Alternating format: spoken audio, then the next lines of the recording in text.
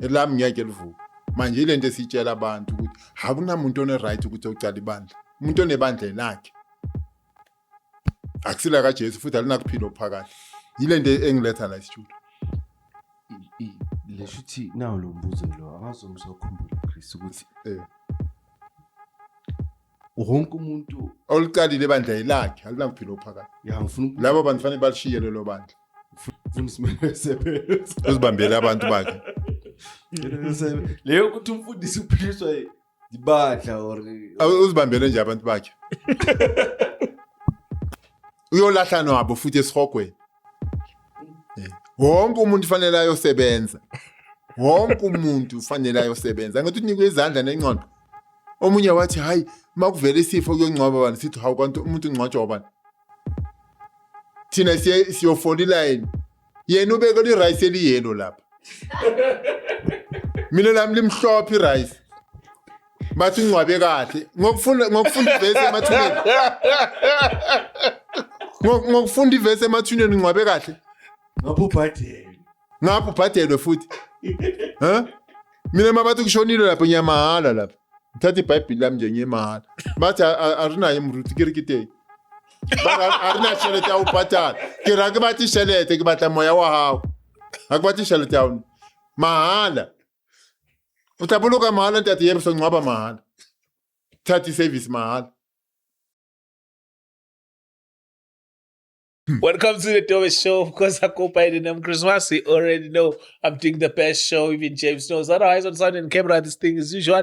I got my man James and on my right, I got my man Ganda 2 and story at the time and on testimony at the time. Otherwise, if you're new to the channel, please subscribe, press the notification bell, as well as join the membership, and also donate our details shown after a disclaimer. Thank you to Chocho Finance for sponsoring this episode. We highly appreciate it. Thank you so much.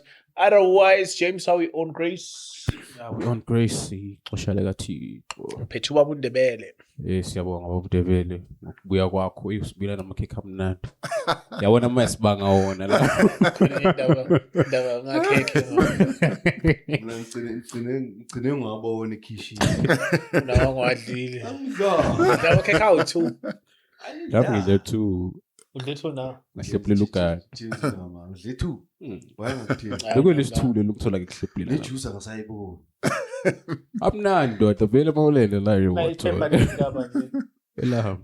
uChris mina ngithi ngimbayiza uChris akadlanga 2 uChris ulidlile lokuqala nthi mangembona uzowadla nephepha Ya kushebo. Umuyidla UNdebele sikhuluma ngani namhlanje?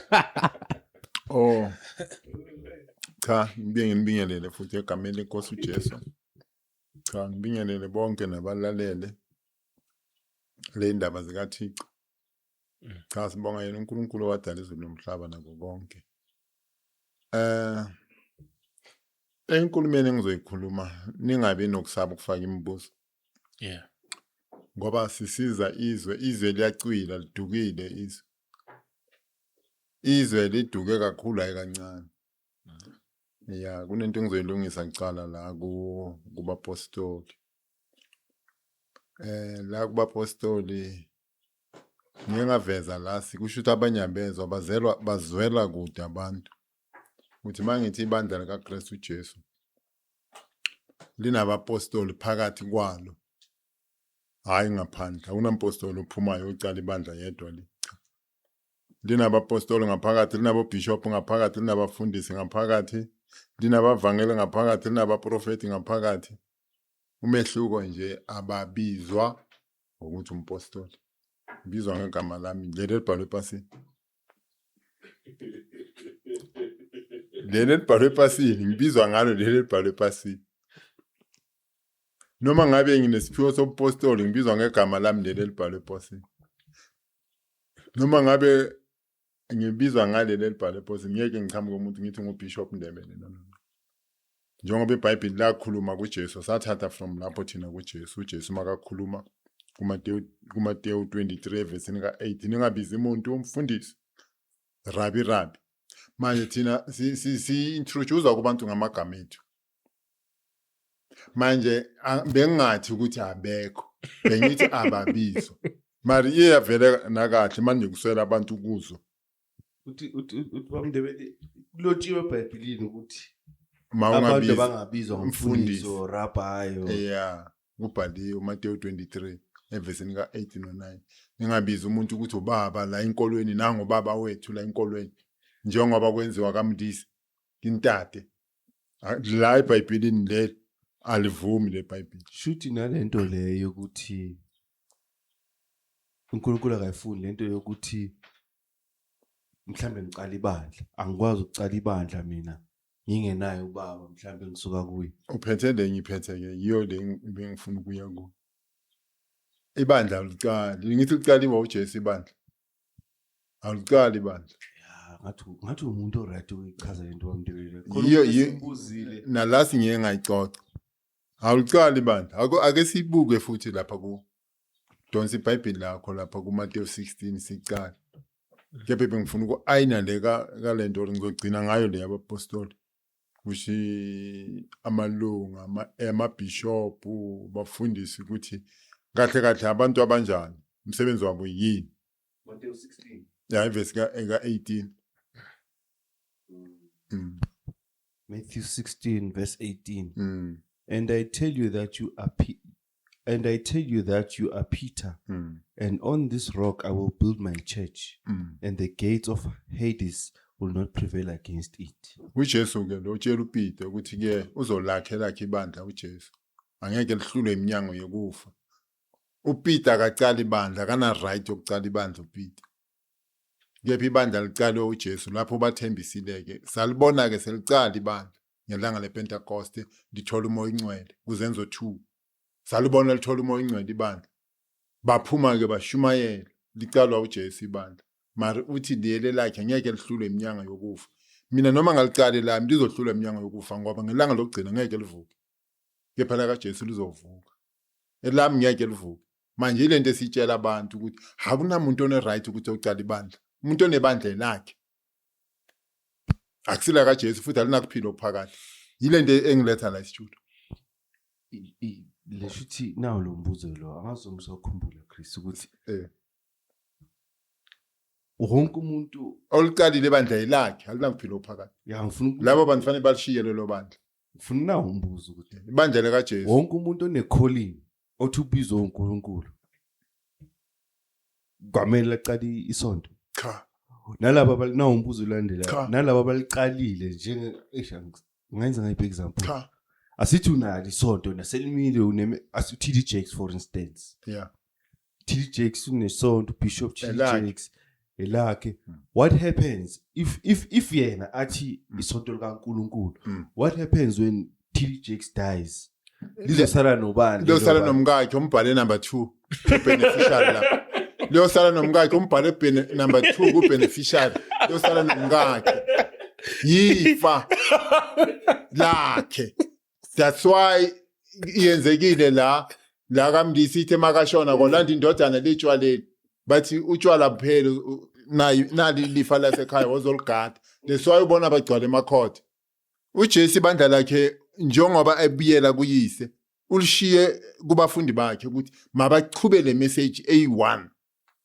and then abantu abakholwayo baphenduka baya edwa kubo awuthi awukubi nama founder ayithuni akwenzeki lokho sokuroba mawungaba nama founder ayithu manje bonke ke labantu laba ibehle owabo lamasonto that's why bawanika amagama ngithola that's why banika amagama ukuthi le iJames New Jerusalem Church le indebele New Foundation eyakhe icalo yayikho ezulwini ayibhalwanga nasezulwini but uNkulunkulu ubayenzela igrace labo bantu abaloku bethandaza beyibone bephila manje igrace kaNkulunkulu but abana kuphila phakathi so ngifuna ukunderstand ukuthi ngokukaNkulunkulu yeah kulesikhathi siphila manje maningi amasonto yeah isonto mina libe kanjani like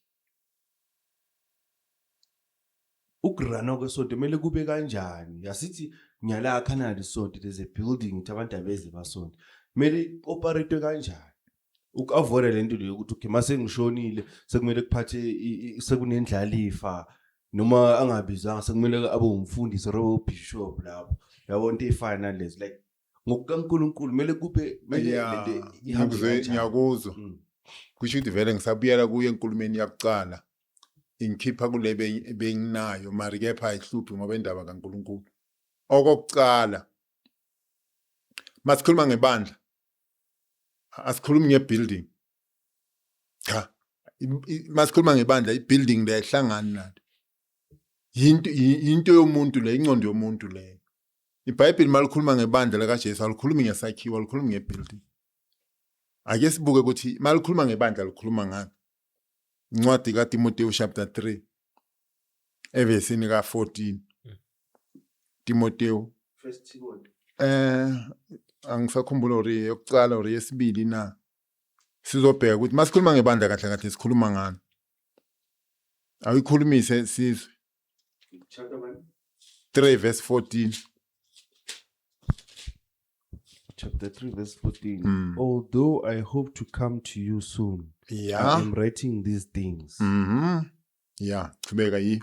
in case I am delayed, so that you will know how each one must conduct himself in God's household, which is the church of the living God, the pillar and the foundation of the truth.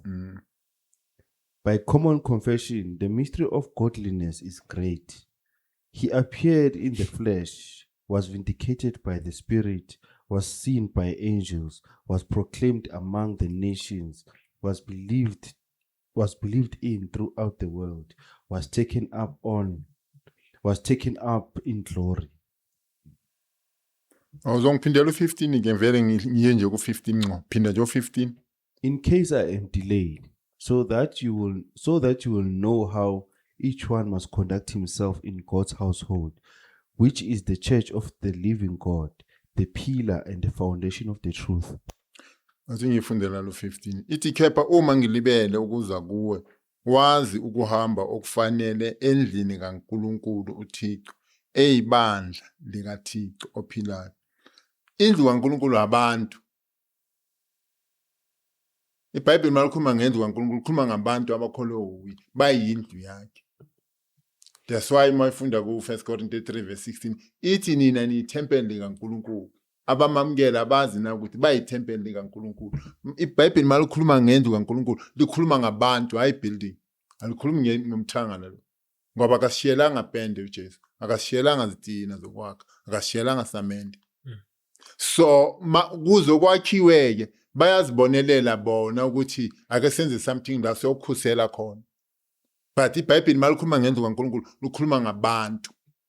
Abantu bayindlu kaNkulunkulu, uNkulunkulu uhlala kubo ngani ngomoya. Mayingako uPaul makabhala le letter uthi kuze mangidelay ukufika, wazi ukuthi abantu fanele bahambe kanjani endlini kaNkulunkulu. Indlu kaNkulunkulu yini? Abantu. Njengoba uJesu athi uzowakha ibandla lakhe, bekangakhombi iwolo le. Bekakhomba bona. Uyayithola indaba. Manje ke labantu ke mase bamvumile uNkulunkulu ke yibo ke abazobona ukuthi hayi singakha singenzani. Kepha fanele ibe yabo. Noma baya addressa lapha sizakhela indawo yethu yokukhonza. Kusithi bangayakha nje ayifakwa nasiphambano, ayifakwa na next, ayifakwa nasithombe, indawo la bahlanganela khona. Since ke ngingaka manje, since ngingaka ke namhlanje angikaze ngiyibone mina abafundi bakaJesu sebayakhile yena. But ubuningi ngikhani bacala baba nama plan manje. Nathi nje sikhani sicala senza ama plan manje ukuthi singakho ngoba igovernment yakudala zange ivume ukuthi sakhe. Manje noma sesakhile thina ngeke uthole isiphambano. Angeke wazi ukuthi yini lapha. Ngaphandle ukuthi ungene ngaphakathi. Noma sesakhile ke thina sizoyenza icrash. Senze nje abantu abathungayo bafundisana ukuthunga, makufika isikhathi sokukhonza kulungisa izinto okukhonza. Okwamanje nje siyarenta la sirenta khona ezikolweni. Akufune isiphambano la kukhonza khona abantu abazi uNkulunkulu. Isiphambano asifuneki. Wasifaka isiphambano yakho leyo ndawo. Azange bakhe lapha. But bebashumayeza abantu bangene kulezo zinto. Ngokuwina labo bantu bese bazisebenzisa. Netempeli lele belakhiwe la kaSolomon beliyi1 kuphela lela tempeli belakhiwe lelu David wafuna ukwakhela uNkulunkulu. uNkulunkulu wathi no, chithe igazi kakhulu ungangakheleni, mara uSolomon uzongakheleni. Hilapho ke bokungama measurement kaNkuluNkulu bele profit uJesu ukuthi uJesu makasafikile emhlabeni uzoba yithempeli likaNkuluNkulu abantu bangena kuye ngomoya babe yithempeli likaNkuluNkulu uJesu. Lenziwe ngani ngama measurement kaNkuluNkulu. Lezi abazakhayo imeasurement kaMfundisi. Udecide ukuthi ninikela kangakanani uzoyidonsa ukuya ngokuthi ninikela kangakanani. Manje thina ke azange sakhe nama into okusiya rent ezikolweni endaweni nendawo. Ngoba igovernment izange ivume abo Fairview izange bavume ukuthi ibandla lakaJesu labafundi bakaJesu liba ugovernment abanika indawo ngoba wafuna ubishop bamtshela ukuthi ubishop uJesu. Thina sibizani ngabo bishop. Sikhona singabo bishop manje sibizana ngamagama.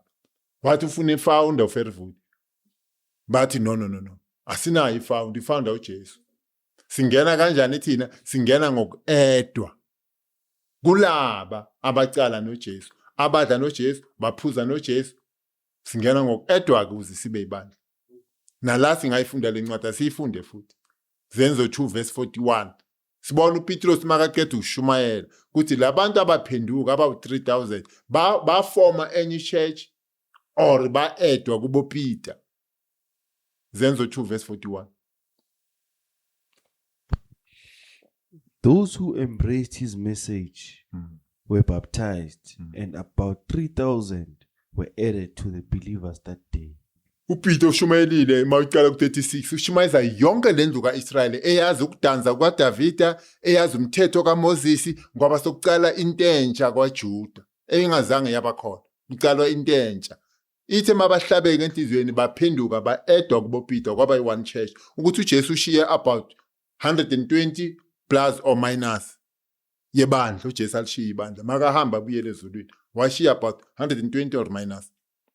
Azange ke baqale enye church akekho waphuma wawuqala enye church but into yasabalala ama branch kwaba nema branch Korinte Efesu Thessalonika kwaba ama branch and abantu ba confuse encwadi yesambulo ngamabandla esikhombisa ibandla likaJesu le indawo bebakuzo akusiyamabandla ahlukene.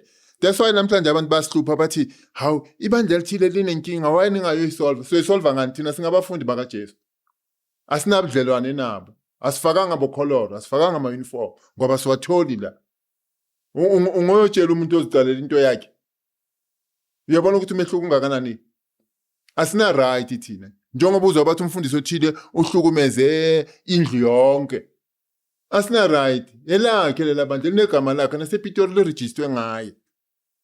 Thina siba busy nje kuphela ngebandla likaJesu. Lisabalele ke umhlaba wonke uyalithola eCwacwa, uyalithola eKimberley, uyalithola eStern Cape. Lisabalele ke ibandla likaJesu. Yibo ke labo singaba involve ukuthi khona. Ha, kwenzeka into ethile la, ngeke yenzeka. Sikuhlalisa phansi. Same day same time. Siyaku disqualify. Sizokuthi wenza into engalunganga, siyaku disqualify. Sizokuthi umuzi wakho awuphathi ngendlela efanele, siyaku disqualify. Manje ibandla likaJesu ke yilabo abavumayo ukuthi bathasiselwe kulaba abangavumanga yibo sincenga bona ukuthi baphenduke bashiye into zabo. Ukukhonza kusibusiness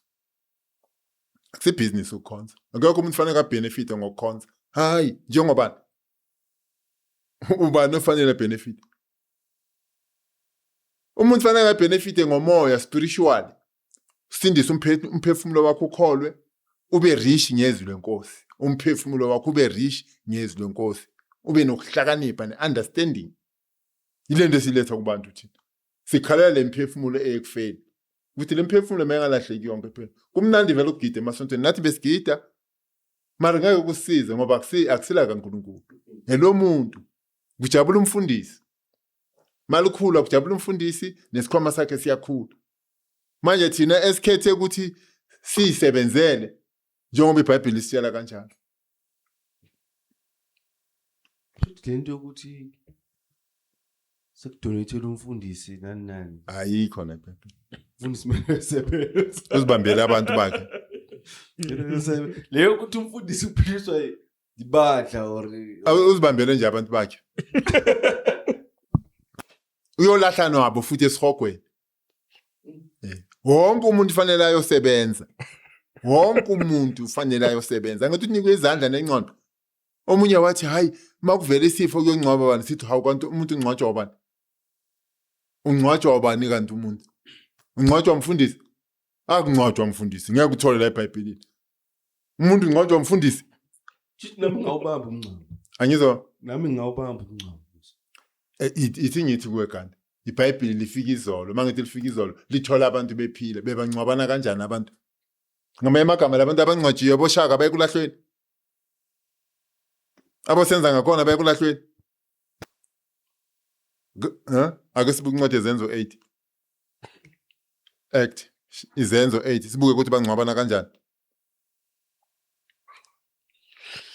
Akunamfundisi okuzokhoza ukuthi aye kumsebenzi agade ukungcwaba abantu or sekangena kuSatanism uyobulala abantu.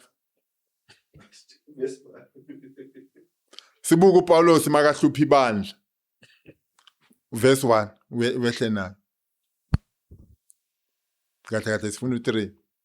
Izenzo 8 ne? Yeah. Chapter 8 uqala ku1. And Saul was there, giving approval to Stephen's death.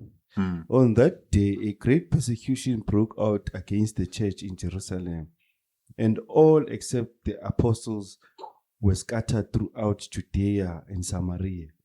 God-fearing men buried Stephen and mourned deeply over him. Okay. I-right khona ku2. Mina ngizoyifunda kuverse 2 kuphela. Ithi abantu abakholwayo bambela uStefane bamkhalela. Abantu abayenzani? Bambela uStefane. Abafundi bakaJesu ayivezi ukuthi nanga umfundisi.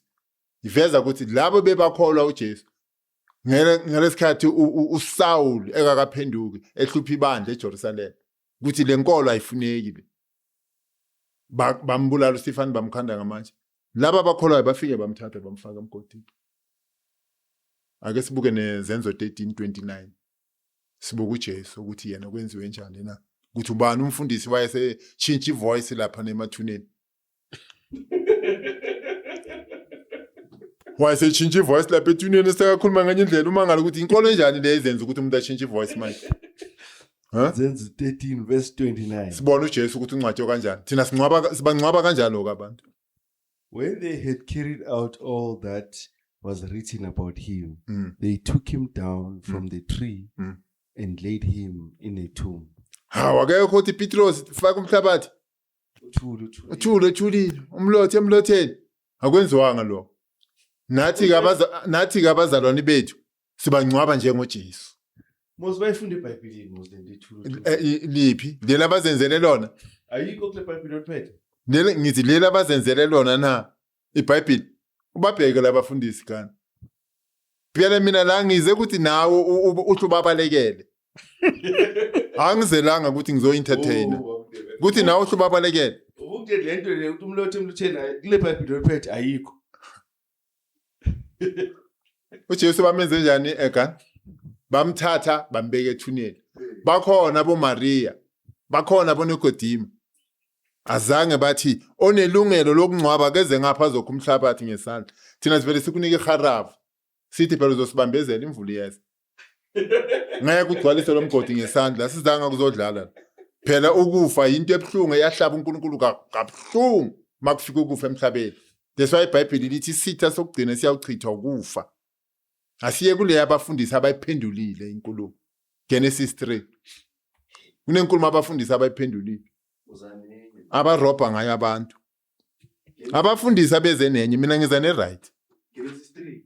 Yeah. Akoqale ku 18. Bayiphendulile lencwadi abafundisi. Genesis 3 verse 18. Both thorns and thistles it will yield for you, and you will eat the plants of the field. Kube. By the sweat of your brow you will eat your bread until you return to the ground, because out of it were you taken, for dust you are, and to dust you shall return. Fundo 17 uzwe i reason funda u-17 uzwe reason. Okay. Yeah. And to Adam he said, because you have listened to the voice of your wife and have eaten from the tree of which I commanded you not to eat, cursed is the ground because of you. Through toil you will eat of it all the days of your life. U-19 ke uyeke lo abafundisi bamguculile ke buyela ku-19 manje uye ku-8 funda u-19. By the sweat of your brow you will eat your bread until you return to the ground, because out of it were you taken. For dust you are, and to dust you shall return. Ufile u-Adam la uNkulunkulu ukhuluma naye face to face. Ku-17 uthi ngoba ulalele izwi lomkakho wadla kuloya muthi lo. Manje uzofa ubiyele emhlabathini ngoba uthathwe emhlabathini. Umtshela face to face. Abafundisi bayiguculule lencwadi mase kushona uNdebele bafuna ukuzosho njalo. Manje kimi bashaye phansi ngoba mina ngumfundi wakaJesu. Ngiyoncwatshwa amakholo. Ngiyothathwa njengoJesu ngifake ethuneni. Akunamuntu ozokhuluma phezulu komzimba wami. Akuna kontraka nomuntu, mina ngine kontraka noJesu. Mina ngiyoncwatshwa njengoJesu. Akukhulumi umuntu emzimbeni wami nix. Akekho futhi umuntu ozohamba afunda leBhayibheli phambi kwami kwesidumbu sami akekho. Ngoba sibonile uJesu oncwatshwa kwenziwanga lokho, sibonile uStifana maka uncwatshwa kwenziwanga lokho. Manje la uNkulunkulu inhliziyo yakhe ibhlungu uthi Adam uzofa ubiyele emhlabathini. Lo othathwe kuwo. Ngoba ulalele izwi lomkakho akamncwabi bayakhuluma. Uyayithola bafundisi bathathe le verse bayingeza le. And then manje ngendlela sebawese ngakhona sebaze bayiprintisile bayifakelela amanye amagama ke sengiyakutshela ngoba ngiyakuthanda. Bayitypeile bayi-add amanye amagama. Lencwadi le kaGenesis 3. Bayingezile.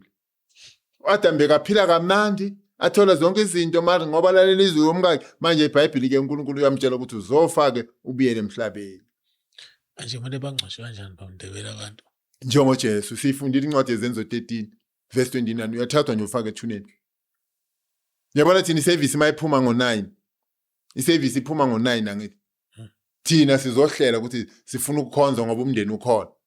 Sikhonza ngo7 ngo9 masiphuma sibeka amaBhayibheli siyobuyisela lo mzimba emhlabeni. Senza le verse le bekayitshela uAdam uNkulunkulu. Siyayenza manje thina.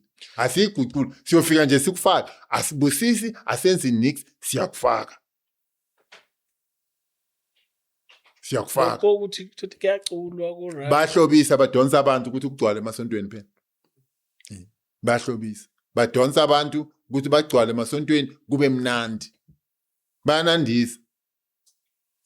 That's why ubone mabaqeda ukungcwaba after 2 weeks bathola imembers izithu ezintsha bathi ngiyayirata Christian ibuluka hantle. Muruti Chris ubuluka hantle ha buluka njalo ka bontate Ndebele. Uyabona indaba? Uthola 2 members ngoba wenzekala. Noma sekabuya emathuneni. Thina siyofola iline. Yena ubeka li rice eliyelo lapha. Mina lami limhlophe irice. Bathi ngcwabe kahle. Ngokufunda ivesi emathuneni. Ngokufunda ivesi emathuneni ngcwabe kahle. Ngapho ubhadelwe futhi. Mina mabathi kushonile lapho nyamahala lapho. Ngithatha iBhayibheli lami nje nyemahala. Bathi arinayo imruti kirikite. Arina shelete awubhatala. Kirake bathi shelete kibatla moya wa hawo. Akubathi shelete yawo. Mahala. Utabuluka mahala ntathi yebo songcwaba mahala. Thathi service mahala. So wena mawuyile bamndebele wenzani? Uyashumayela like wenzani as umfundisi? Muthi uyongcwaba mahala. So shumayele ekhaya ethuneni akushunyayela iBhayibheli yasala. Thuneni kuyongcwatshwa enye service. Mawuye emathuneni sokungenye service leyo. Ngoshumayela emathuneni mari masophile kahle ngoshumayela emathuneni. Ngifuna ukukuvezela mina ukuthi hey kumnyama la ngaphandle. Noma ngabe bathi ngiyongcwaba uMandela ethuneni ngiyatshela iBhayibheli siyalishiya ke manje siyongcwaba uMandela akusana service emathuneni. Ethuneni service yakhona kufuneka ama overall. Singatshintsha sifaka ama overall masithanda. but thina sinankinga sihlabe kharavu lokusifaka amasuda sinankinga emathuneni sesiyongcwaba Nesevisi yasekhaya nje intshumayelo yeah ibheke ibheke kulabantu abaphilayo kuphela yeah ayikho econcern kulolele ayikho ingakho noma bathi manje sizofunda iobituary kumiwa ngenyawo sesiyabachazela akumiwa ngenyawo ufunda iobituary sifuna ukuzwa lento ebhaliwe ukuthi ithini akumiwa ngenyawo akekho ozohlabelela phansi ahambe no sifuna ukuzwa le message ukuthi ithini sonke siyohlala nje phansi kahle sizona ifundwe uhanjwe akugidwa esifeni awukwazi ungagida ngishonela onkosikazi or ngishonela umntwana yini leyo nto le qhamuka phi lonto qhamuka kulaba bafundisi iBhayibheli lithi bedukisiwe nabo bayadukisa uyabona ukuthi kuningi sikhipha ukhula thina lifakwa abantu bathi ukuthini celebrating the life of siyayikhuza le akuna celebration siyakhala thina siyakhala ma celebrate kuyajatshula thina siyakhala sisesililweni siyazola ngeke ukuthi kushone babami ngizosukuma ngigide inkolo yakabani yona le ngishonelo baba abantu bazosukuma bagide baze bagide nasemathuneni manje le Bhayibheli liphambene nayo yonke lento yenziwayo nabafundisi manje siyayikhipha lento silahlela leka sathana ngoba vele bekuya kaSathane zange kusuke kuya kaNkulunkulu yazi lento icedisho like it goes to show ukuthi asilifundi iBhayibheli niyalifundelwa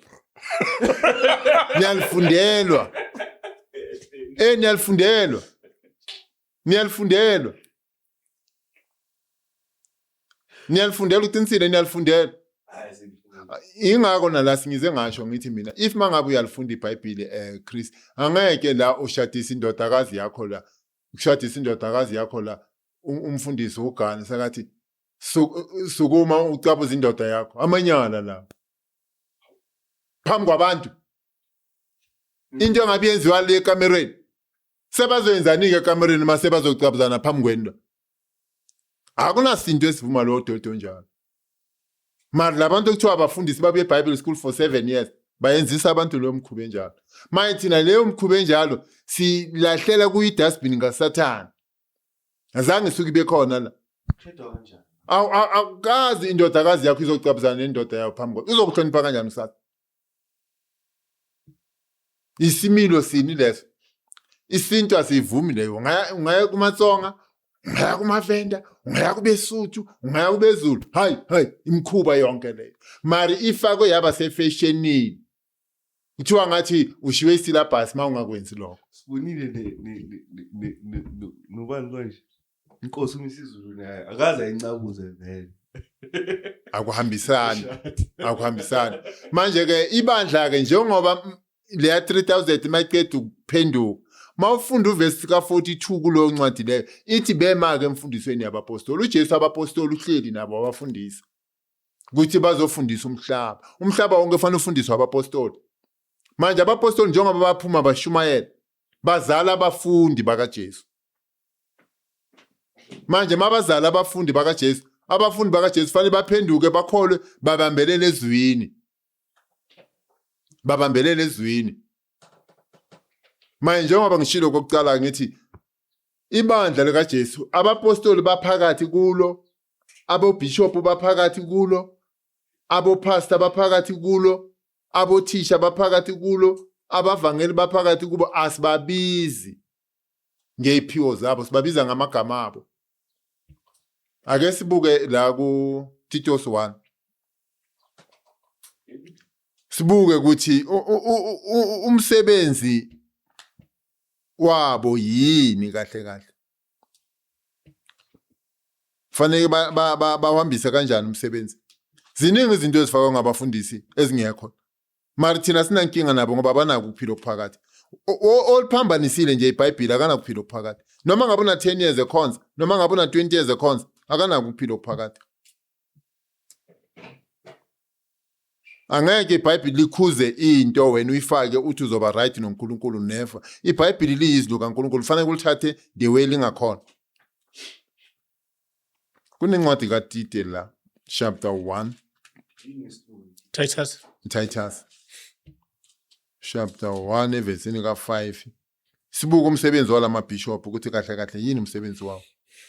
Titus chapter 1. Yeah, no. Akuyiqala ku5. Ufundo 5. Paul's greeting to Titus.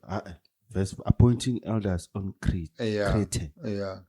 The reason I left you in Crete was that you would set in order what was unfinished and appoint elders in every town as I directed you. Elder umuntu ohluzekile la engcondweni.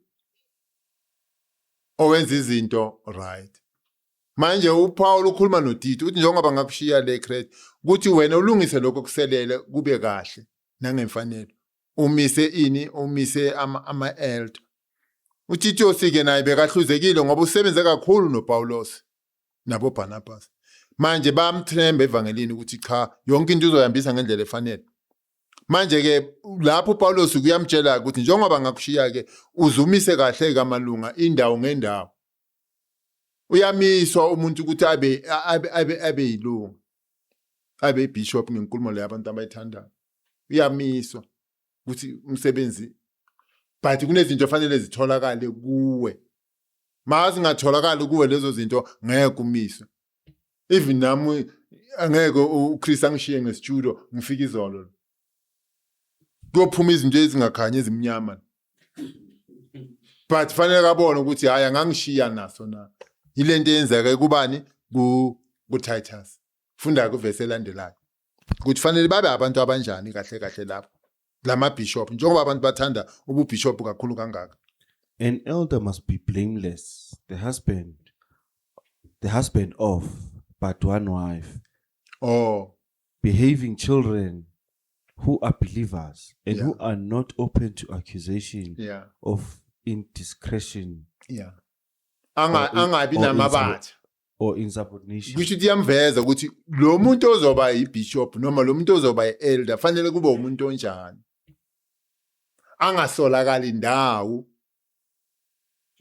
Bishop, ungasolakala indawo. shimo bishop abantwana bakhe basemathaveni shuthi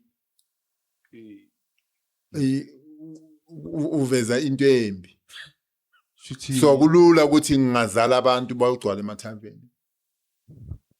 sengisho ukuthi like Sengisho kulula into engizoyifaka kubantu ngoba ngihlulekile ukukhuza lapha kimi ngithi. So yini engizoyiletha engcono? Ngoba mina ngihlulekile ukukhuza phela lapha. Ngiyini into engizoyiletha? Ingakho manje ithi elder fanele angasolakala. Ielder enjani le eMator ebusuku? Ielder enjani le ehamba ingasho ukuthi yapi? Yenjani lo elder le? Ayibuzo. Ayitshelo. No. Akusiyi elder. Ielder esontweni layo. Hayi kwela kaJesu. Kwela kaJesu ielder ingena kahle esporweni. Ayibi nesithembu nomfazi oyi1 ngithi isho njalo naku. Ayikho lento esithembu eBhayibhelini. iBhayibheli alikakasivumi isithembu. Alikakavumi isithembu. And futhi iBhayibheli liveza kahle alivezi liveza nje ukuqonda ukuthi ibe umuntu oso. Boyiqedile verse 6. Awuthi ngifunde nami la. Uma kukhona umuntu ongasolekiyo, indoda emfazi munye, enabantwana abakholwayo, abengenakusolwa nokushinga, bengasibo, abengezwayo, abantwana abanenkani, abantwana abangakhuzeki, abantwana abangezwa, abantwana abahamba necrowd embi. Sasa bazobuya bazochisa indlu. Kusho ukuthi ngamanye amagama lento fanele uyilethe ebandleni, fanele kuyiqale kwakho kuqala endlini. Yilento ozoyiletha ebandleni. Lento ehlulile endlini kwakho fanele bakuvimbe ebandleni ngoba uzoletha lento ehlulile endlini kwakho. Izathi makethi kuyenzeka bathi vela ngathi benimbona vele ukuthi baphila impilo enjena abantu. Benimmiselani nina ukuthi abe elder. Manje ibandla lakaJesu ke lihamba ngokuconda elukuthatha eBhayibhelini. Asizi nezethu. Konke sikubuka la. Noma ngabe sukusola ngale iBhayibheli. Noma ngabe sukukhuza ngale iBhayibheli. Uthi awenzanga kahle lana. iBhayibheli alivumi uyenze kanjani into ethile. Siyakuthi disqualify. Awufunde landela mangabe akacishe. Sizokuthi thini? As God steward and overseer, an overseer must be above reproach, not self-absorbed, not quick-tempered, not given to drunkenness, not violent, not greedy for money. Njengoba bathanda utshwala kanje abobishop banamhlanje bathi isonto liphumile manje siyaphuza kanti ninjani nina yakhuza notshwala yakhuza nokuthanda imali la ukuthi fanele abe umuntu onjani umuntu oyi-elder umuntu oyibishop fanele abe umuntu ofunwa ile ncwadi mangabe akakhona ukwenza lezi zinto ezifunwa ile ncwadi angavumi ukuthi amiswe kwela kaJesu but lapha emasontweni bathatha nje kuphela bamisa ngoba abananda elakha ngithi ucala uyi unesela lapha ubani ongamkhuza maye laba ke bayalalela lapha abakaJesu bayalalela noma ngabe uthatha isihlabelelo siyakhonza angeke akukhuze ngoba naye ibandla kuselakhe uyisisebenzi njengawe umehluko wethu ke thina namasonto lapho noma ngielder noma ngena la ngihlala khona anginasitulo sami ngedwa la ngihlala noma kuphi ngiyahlala Kufanele ukuhlala phambili wethu. ngihlala noma kuphi asinazi itulo ezingale kwetafula abanjani labo bohlala ngale kwetafula asinazo lezo itulo ngeke uzithole la eBhayibhelini ma into engekho la eBhayibhelini ubani ozosilethela yona ngoba fanele atshintshe wonke ke lo mbhalo ngoba fanele sihambe njengalaba bakucala bambili mangabe mina noGanda noChris sizobeka litafula la sihlala ngapha sibheke kwabanye Ukuthi thotha umfundisi, asikufunde la makungafundeki la kukho ukuthi thotha umfundisi nesitoro sakhe segold esihle. akusiwa kaJesu fanele ukwazi ukuthi akusiwa kaJesu Spiritual father. akusiwa kaJesu waye uJesu wayenganaso esakhe yedwa okuyena ocala ibandla okuyi firstborn yebandla waye enganaso esakhe uJesu isitulo that's why basogola nokumbamba ngoba ufana nabo uphuzela komshini labo badlela esiteni sinye uNkulunkulu evele ezulwini wayelingana nabo uJuda wazi wathi lo ngizomanga nazi ukuthi uyi nokugcoba ugcoka ezifana nezabo akagcoka ama kick and bobos hayi ukuthi ngiyabachitha kuthi bengichaza ilevel kaJesu kuthi bekase leveleni yabafundi bakhe uyabona yeah manje ingakho ke thina sishiyana nje ngomoya siyalingana ngezinto zonke kepha siyoshiyana nje kuphela ekwenzeni ngendlela umoya osinika ngakhona omunye ukunike ukuthi ufundise omunye umnike ukuthi avangele omunye umnike ukuthi aluse siyohlukana nje kuphela ngeziphiwo mara ukulingana selingana noma sibiye emathuneni sonke sizawudlela esitsheni esi1 sonke abekho abangcono kwabanye noma ngabe ubaba ufike namhlanje kule bandla likaJesu uyofika uhlale la kuhlala khona omunye akunakuthi wena hamba uyodlalela rice elimhlophe njengoba ngishilo ukucala no akuna juice ezophumela laba bodwa ijuice iphumela bobaba bonke abakhona nofika izolo novakashile yingakho namaplate mangaba amaplate wakho ayashoda akhansele wonke ufaka eplastic ungathi namaplate ayi4 kuphela ngoba abafundisi bebayi4 faka wonke labo baba bonke banemizi la sonke siyafana sonke fanele sifake amaplate afanayo wasifakela amaplate angafani siyohlala icala after church kuthi abobani bebaphakela bese nisibukisa kabi kulabo baba bebakhona simema bobaba bazolalela la mina yena udlele eplatini le plastic mina ngidlele eplatini elimhlophe ngiyamlulaza mosilo baba bengimbizela nje ukuthi ngizomlulaza la sonke fanele sinikwe ngezitshe ezifanayo angithi singabantwana bomuntu kunenkulumo ethi mawungenela kaGanda sonke senzani senza okwenziwa kaGanda mawungabike nabantu abayispecial kunabanye ululaza abanye abantu ngenkolo asilulazi umuntu thina noma ngabe ufika namhlanje mangabe ijuice izosilingana sonke uzoyikhipha mangabe ngeke silingana sonke awunosisave ngejuice yakho ezolingana nje ababa bayi4 laba abanye bona bophuza amanzi asiyeni epompini sonke sihamba kanjalo-ke siyibandla likaJesu. I-elder fanele ikufundise lokho ebandleni ukuthi abobaba bonke bayalingana, kuhlukane nje iziphiwo ukuthi lo akafundisi manje bonke bayalingana ngoba banemizi bonke bahlangabezana nenkinga ezifanayo. Akekho fanele ayovalela yedwa ekamerweni le oyidining room le abuke ne-TV le laba abanye basetendeni babulawa idust. Siyetendeni sonke masibe emathuneni. Manje yinto efanele abantu bayazi babuyele eBhayibhelini bofunda kahle iBhayibheli. Ayeke ukuthi sengina 20 years sengina 40 years no ayisho next kuNkulunkulu experience ayisebenzi experience kuNkulunkulu. Manje le elder le iBhayibheli lithi abe nomfazi oyi1 and anomfazi oyi1 njalo fanele kamthande umkakhe. Fanele enze lo mama yonke into. Azikho izinto fanele azifihlele lo mama. Abuya zoba ielder la ebandleni. Zonke izinto fanele azishare nalo mama. Asupportela abantwana ngendlela efanele. Singeze ukuthiwa abantwana akabasupport ielder enjani engasupport abantwana. Asupportela abantwana ngendlela efanele. Bakhulisela abantwana boyithunga ngokufana. La kuJesu ebandleni likaJesu akekho oba isigcila somunye. Ayikho ielder ezobizwa umuntu wesifazane ukuthi inyoka. Inyoka ulala kanjani nenyoka? Sokuhlalisa icala. Uyayibona indaba. Manje ielder fanele ivuthwe engqondweni, iphilela uNkulunkulu, ibe umntwana kaNkulunkulu, thatha umkakhe, hloniphe ngendlela efanele, nomkakhe ayihloniphe le ndoda ngendlela efanele. Ielder ke le. iBhayibheli lithi ngeke ube ielder uhluleka ukugada umuzi wakho noma ukuphatha umuzi wakho. Fanele uphathe umuzi wakho kahle uzokwazi ukuphatha ibandla likaNkulunkulu kahle ngoba ibandla liwumuzi kaNkulunkulu. Mara mawuhluleka ukuphatha lo muzi wakho kahle uzophatha kanjani ke lo kaNkulunkulu? Umsebenzi weelder ke yiyo lo. Bengithi ngihighlight kancane le ndaba yema elder ngoba baningi bayabathi hayi ubaba uNdebele uthi akunama elder ebandleni. Akhona bizwa ngamagama. Akhona amabishop abizwa ngamagama.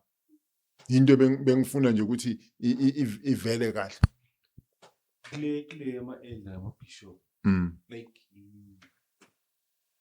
ba ordain or Yiyo le ku verse 5. Funda verse 5. the reason I left you in Crete was that you would set in order what was unfinished and appoint elders in every town as I directed you. Ukuba ielder uya ordain. But ukuba mfundisi no, umsebenzi kaJesu lo. Ukuba pastor umsebenzi kaJesu, ukuba uthisha umsebenzi kaJesu, ukuba umvangeli umsebenzi kaJesu. Awu ordainwa kulezo zinto.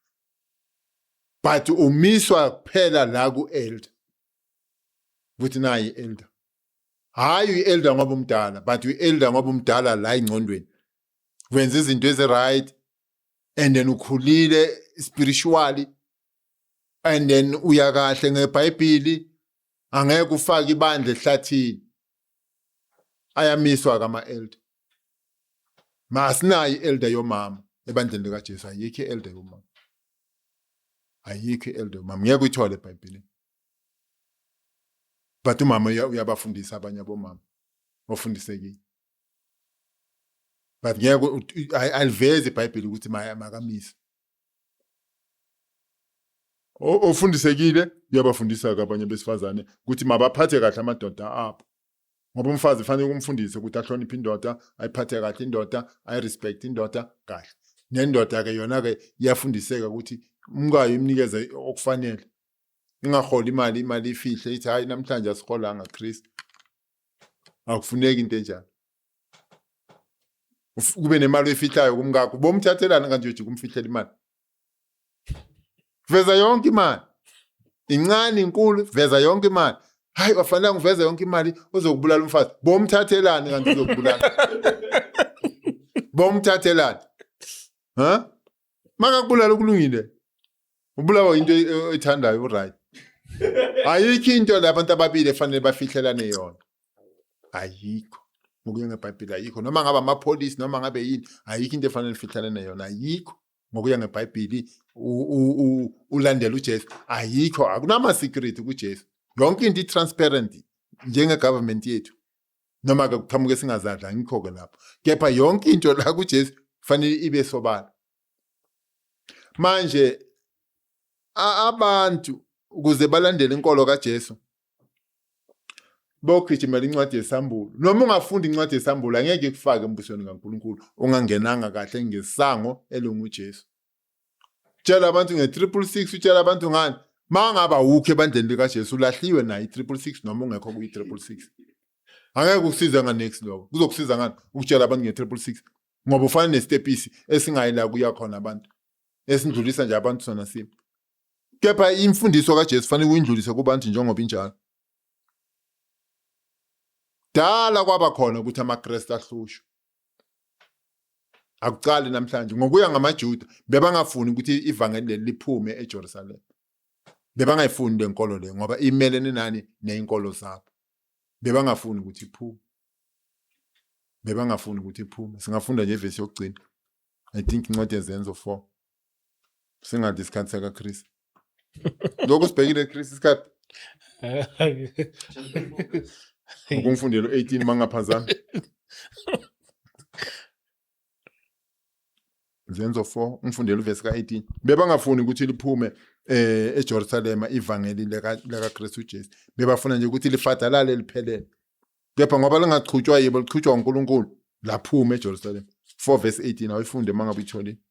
Then they called them in again and commanded them not to speak or teach at all in the name of Jesus, Afunde no 17 ubiyele emuva kancane.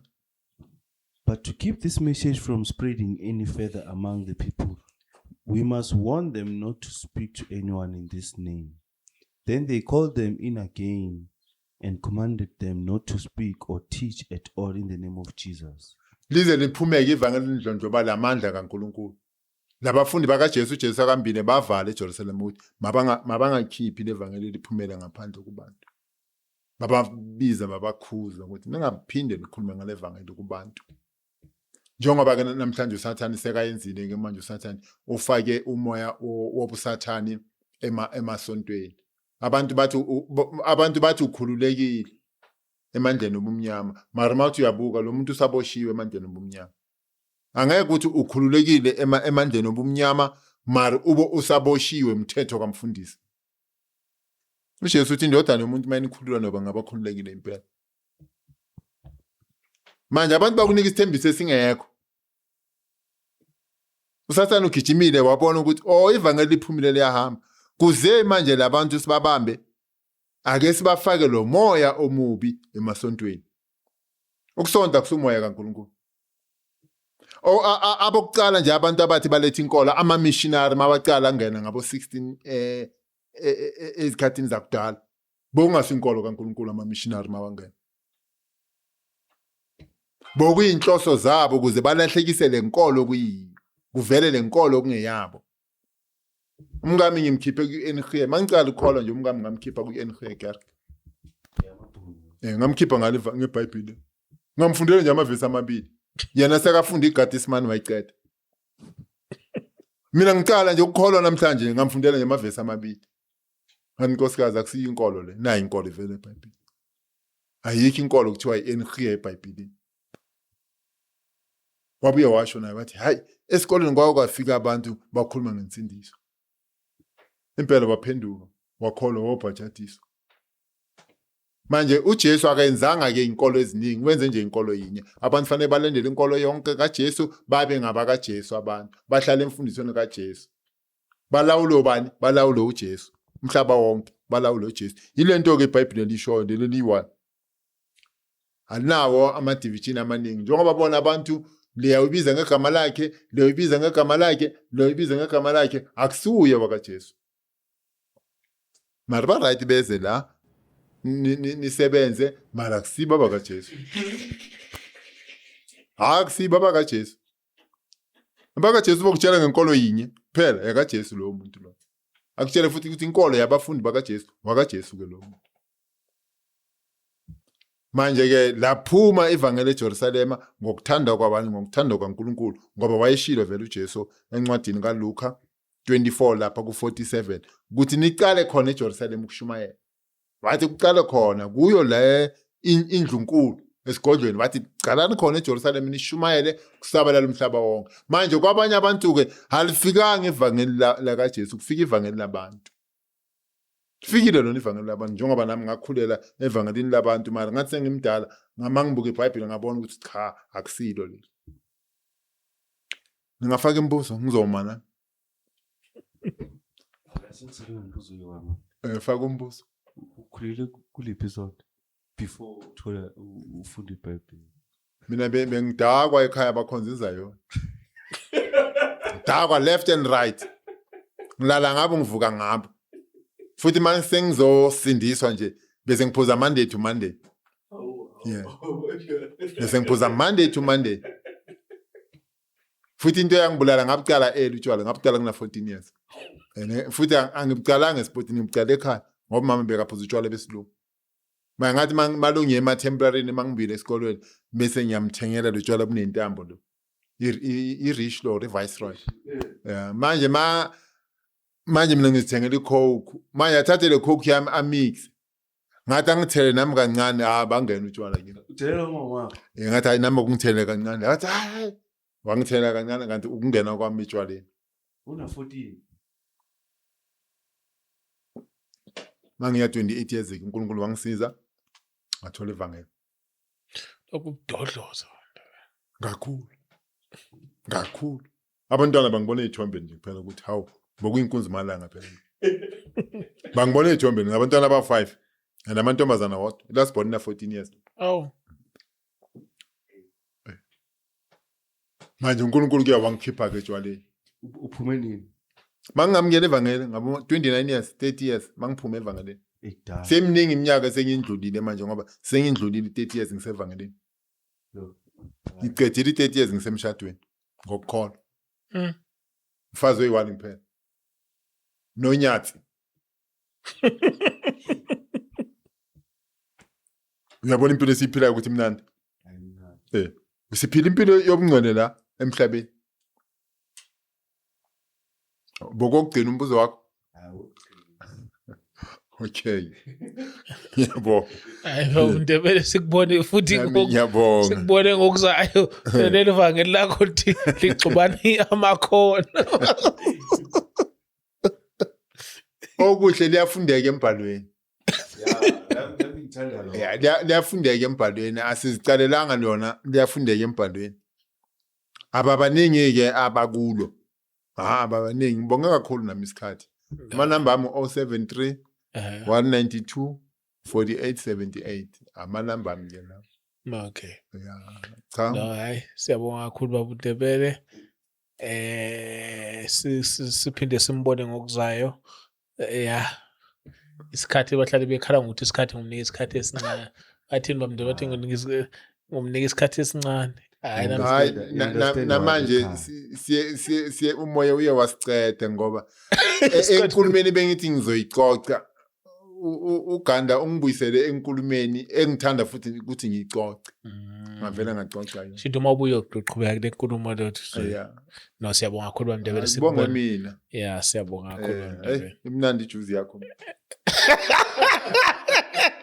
This episode is sponsored by Jojo Finance. This episode is sponsored by Jojo Finance. Thank you so much to Jojo Finance. We out.